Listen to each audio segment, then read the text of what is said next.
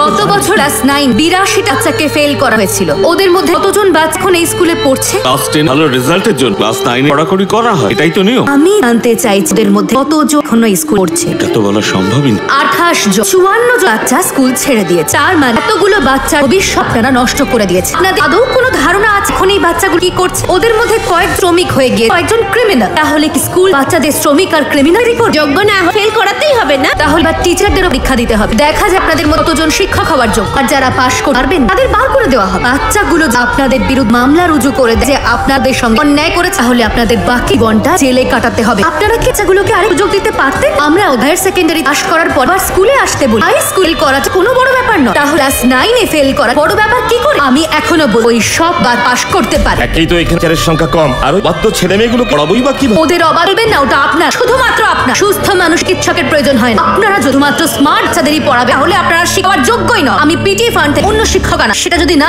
Volunteers ডাকবো।